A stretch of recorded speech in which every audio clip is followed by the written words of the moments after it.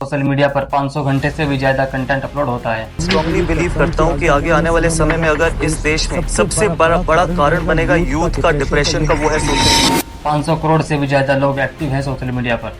You want to be it's all about liked. I like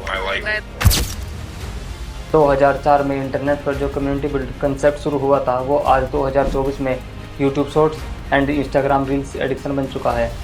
university of machine gun की report के according पूरी दुनिया में 21 करोड़ से भी ज़्यादा लोग रील एडिक्टेड हैं और ये नंबर बढ़ता जा रहा है। साल 2024 में ब्रेन रॉट ऑक्सफोर्ड डिक्शनरी का वर्ड ऑफ द ईयर रहा है। सोशल मीडिया पर एक वीडियो बहुत तेज़ी से वायरल है।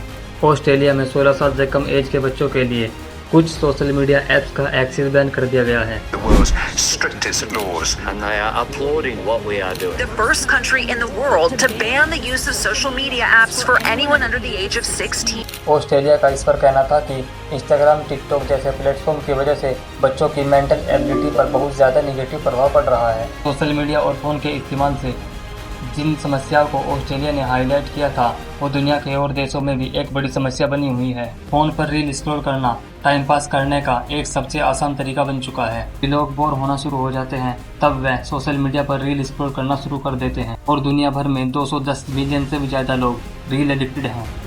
Welcome to the age of brain rot. It is the Oxford Dictionary word of the year. If you have spent this year mindlessly scrolling on the internet, you already know what social media के addiction को compare किया जा सकता है cigarette, alcohol, drug जैसे addiction से। कि cooking और सोशल मीडिया दोनों ही कितने अलग अलग चीज़ें हैं। बात सही है, जो आपकी बॉडी के अंदर एडिक्शन होता है उसे काफ़ी हद तक कंपेयर किया जा सकता है।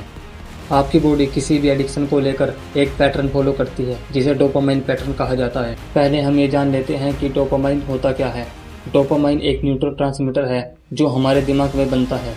किसी भी न्यूरोट्रांसमीटर का काम होता है हमारे दिमाग में मैसेज को एक जगह से दूसरी जगह तक पहुंचाना। फॉर एग्जांपल, ऑक्सीटोसिन जो होता है उसे लव हार्मोन्स कहा जाता है।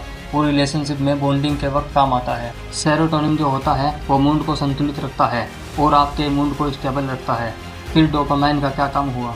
डोपामाइन का काम एक्चुअली में मोटिवेशन एंड रिवार्ड से लेना देना है। तो हमारे दिमाग को लगता है कि कुछ ऐसी एक्टिविटी होने वाली है जिससे हमें खुशी मिलेगी। उसका इंतजार करते ही एंटिसिपेशन में हमारे डोपामाइन लेवल बढ़ जाते हैं। इसे एक एग्जांपल से समझते हैं। जब आप रील एक्सप्लोर करते हैं और आपके सामने अलग अलग रील्स आती हैं, नेक्स्ट रील का इंतजार करते ही डोपामाइन लेवल बढ़ जाते हैं जिसकी वजह से आपको एक्साइटमेंट होती है और खुशी मिलती है। ये इसलिए होता है जब आप शॉर्ट टाइम कंटेंट एक लंबे समय तक देखते हैं। कई रिपोर्ट ने तो ये भी दावा किया है कि हम अपने पूरे दिन में सोने से ज़्यादा टाइम रील स्क्रॉल करने में बर्बाद कर रहे हैं। लेकिन दिक्कत समय बर्बाद करने की नहीं है, क्योंकि इस एंडलेस एडिक्शन लूप के इफेक्ट्स इससे भी ज़्यादा खतरनाक है। पिछले कुछ समय में अलग अलग हुई रिसर्च ने प्रूफ के साथ बताया है कि ज़्यादा शॉर्ट टाइम कंटेंट देखने से हमारे दिमाग के अलग अलग हिस्सों पर बहुत ज़्यादा बुरा प्रभाव पड़ता है। रील स्क्रॉल करने के बीच ऑक्सफोर्ड ने साल 2024 में ब्रेन रॉट को वर्ड ऑफ द ईयर का नाम दिया।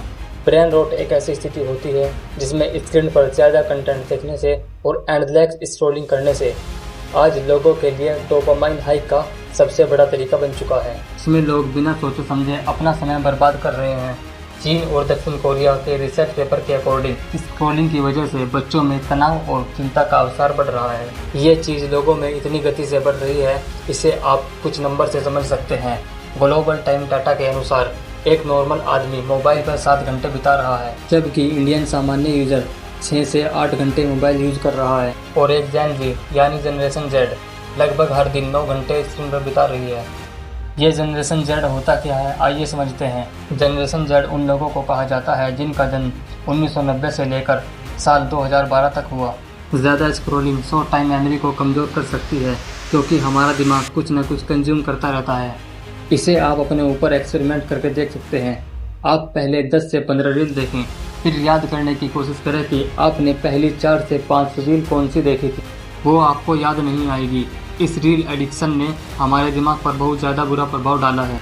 इससे कैसे बचा जाए? लॉन्ग टाइम कंटेंट देखें, स्क्रीन लॉक टाइमर लगाएं, मोबाइल को कम से कम यूज करने की कोशिश करें।